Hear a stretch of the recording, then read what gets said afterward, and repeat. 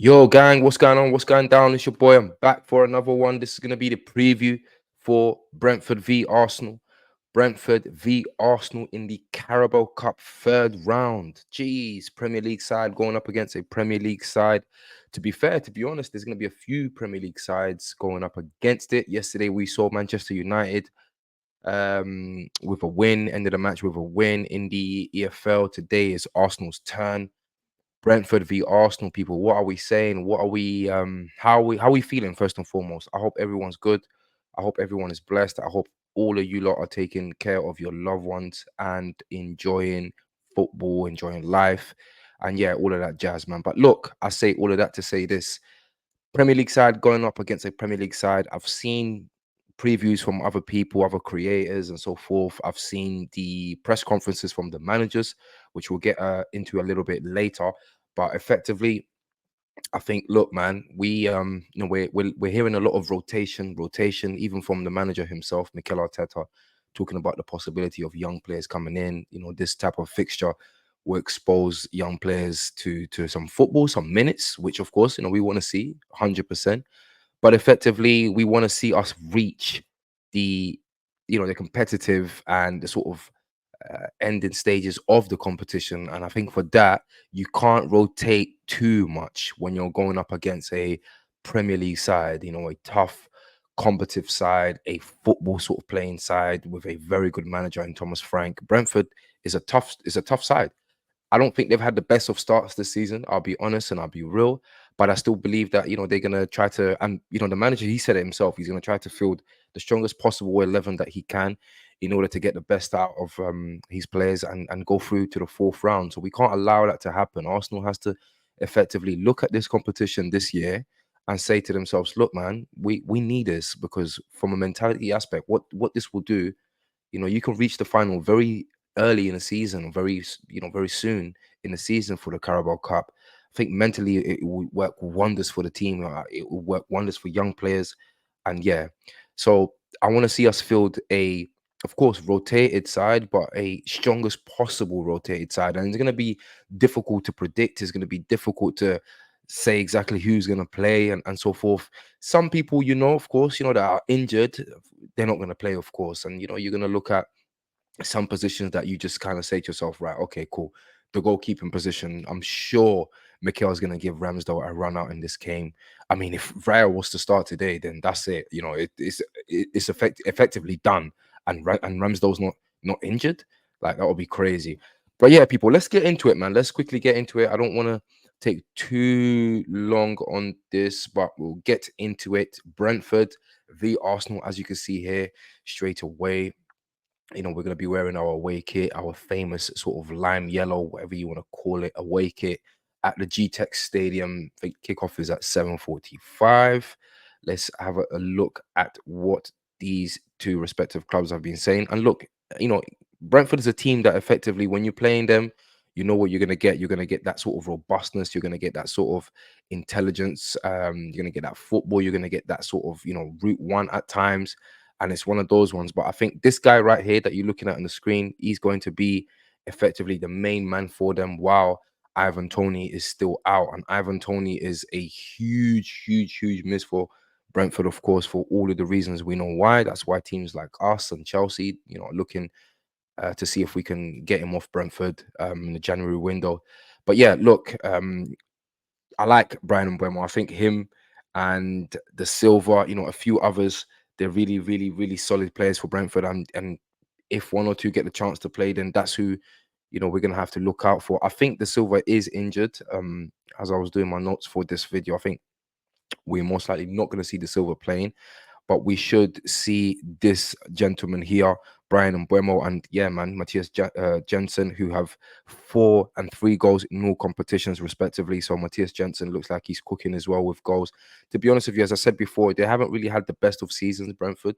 And of course, being without their talisman, Ivan Toney, it hasn't helped as well. It says here, however, despite failing to score in just one of their 7 games so far this season, Thomas Frank's side are now without a Premier League win, without a win in a Premier League since their solitary victory against Fulham in mid-August. Wow. Okay, August seems like a world away. Mikel has spoken, of course, to the media, He says there are lots of players that need minutes, that's for sure.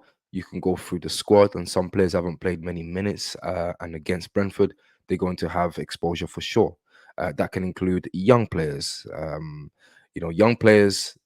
I don't know exactly who you might see. You might see someone like Walters come in to play in the back line, but I think potentially everyone else, you're gonna try to. He's gonna try to field a strong side. I don't know. I don't know. It's this is one of the toughest games to predict, like, because you got injuries, you got players that need to be rested for the Bournemouth game or need to be looked after a little bit more for the Bournemouth game. It's a difficult one. Effectively, we know who's out. So you're looking at people like Declan Rice, Trossard, Martinelli, Partey. This game has come too soon for them, and them men are still nursing their injuries. Leandro Trossard looks like he is going to be available post this game here. So we're looking at, the Bournemouth game. I think we're going to see these kind of players here return. But yeah, all in all, even Martinelli, the game has unfortunately come too soon for them. Um, Thomas Frank, I like Thomas Frank. He's also spoken. He's a good manager. Thomas Frank. He's gonna uh, you know, try to field the best possible team that he can. He says, I like David Raya so much. I'm so pleased for him that he's played in the last 3 games for Arsenal, and I think he's done very well. Obviously, bearing in mind that we've taken Raya on loan. Effectively, he is still a Brentford player. We've taken him on loan for the season. I think, I know you think I'm pretty sure we're going to end up buying David Raya. But yeah, man, it is what it is, people. We most certainly will see Ramsdale instead of Raya playing in this game. Yeah, it's looking like it's one of them ones where they're gonna try to field the stronger side. We just need to go out there and play our football. It's as simple as that. We know who is not gonna be available to play, so we more or less can, to an extent, just put the fringe kind of type of players in there and say, oh, it's going to be this one, it's going to be that one, who obviously is on the bench and so forth and so forth. But you never know. I honestly, it's difficult predicting the 11. It's going to be more or less a case of, some really obvious ones like Ramsdale in goal. Ramsdale has to get a game now. Last 3 games, he sat it out. You know the rest in terms of that story. Back four, you're potentially looking at Walters coming in for Ben White at right back. I'm hearing that he might give one or two youngers a run out. I think either Saliba or Gabriel are going to play in this game. Maybe potentially even Cedric at right back. I'm not sure, but I know that Mikel is going to want to give people like Cedric, people like Elneny a game, at some point. And what better game than this third round Carabao Cup fixture to do that away from home? Uh, yeah, look, it's mad. It's crazy. I can't even predict the back five or the back four, whatever. Like, it's going to be definitely a case of putting an experienced player, putting an assuring player next to maybe not an experienced player. The midfield, again, anyone's guess. Is he going to bring young players into it? Is he gonna bring the sort of bench players into it? Fabio Vieira, we saw him training. People were saying that he was injured. It doesn't look like he's injured, or it doesn't look like it's a crazy injury in that sense. So yeah, so there's many things that are going to come into effect for this 11 here, and it's very difficult to predict. I think we are more or less 100% sure on one name that is going to be 100% sure starting this game, and if he doesn't start, then there's a violation, and that's this young chap here, people. um Emil Smith Rowe. Emil Smith Rowe he's back. This game is a game that Emil Smith Rowe comes back to the fore, comes back to the forefront of Mikel's mind, of Mikel's thinking for the season. This is it. He has to take this chance with everything that he's got. Brentford are going to allow us to play to an extent. They're going to allow us to be expressive. And this is a player that can be expressive, and he loves to create. He loves to score. He loves to get involved when he's feeling everything is right and when he's in the mood to do so, and when he's in form. And yeah, man, we just want to, like, us as fans, we just want to see Emil Smith Rowe starting again in Premier League games alongside Bukayo Saka, and doing what he was doing 2 seasons ago. That's it. I think this is the perfect day for him to get back to his free flowing best and get back to that football that we all love seeing. You know, he's such a direct player. He loves driving at the defenders. Loves like he don't play games. And Emil Smith Rowe don't play games. You know, like this is bro. Man's not giving up on man's number 10. This is our number 10. Hell and all of that jazz. Like he's playing today, and may God be with you. May the gods be with you, Emil. May you have a fantastic game. I want to see goals. I want to see assists. And yeah, people, man, my prediction is going to be a 3-1 to the Arsenal. Again, I know I always predict these 2-1s, 3-1s, but it is what it is, man. We're an attacking side.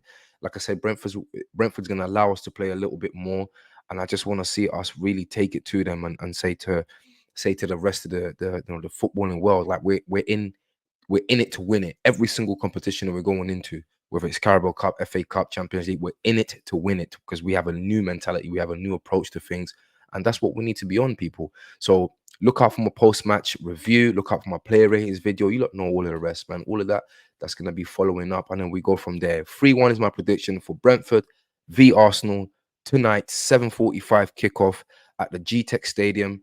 And yeah, man, hopefully we get a good run out. Hopefully the boys get back to form. It's a W and it's a good evening, people. I'll see you lot in a bit. Peace.